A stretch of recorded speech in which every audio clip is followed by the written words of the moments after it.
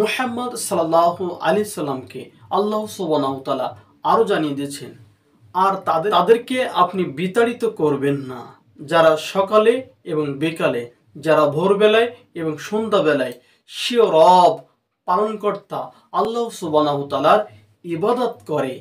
তারা আল্লাহ সুবহানাহু ওয়া তাআলার সন্তুষ্টির জন্য, তার নৈকট্য হাসিল করার জন্য তাদের হিসাব বিন্দুমাত্র আপনার দায়িত্বে নয়, এবং আপনার হিসাব বিন্দুমাত্র তাদের উপরেও নয় যে আপনি তাদেরকে বিতাড়িত করবেন, নতুবা আপনি অবিচারকারীদের অন্তর্ভুক্ত হয়ে যাবেন। কত সুন্দরভাবে আল্লাহ সুবহানাহু ওয়া তাআলা মুহাম্মদ সাল্লাল্লাহু আলাইহি সাল্লামকে বললেন, যারা এইভাবে ইবাদত করে তাদেরকে আপনি বিতাড়িত করবেন না।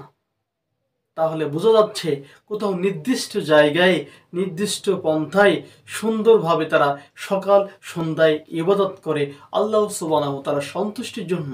কিন্তু বর্তমানে দেখবেন অধিকাংশ মসজিদে, যেখানে আল্লাহ সুবহানাহু ওয়া তাআলার ইবাদত করা হয়, বন্দেগী করা হয়, সব জায়গায় সাথে সাথে তালাবদ্ধ থাকে।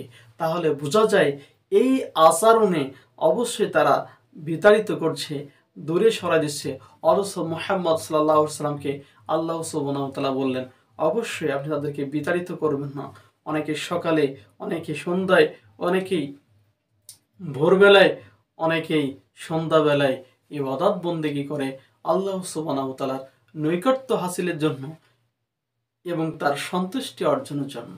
সূরা আনাম 6 নম্বর সূরা 52 নম্বর আয়াত আল্লাহ সুবহানাহু ওয়া তাআলা বলেন।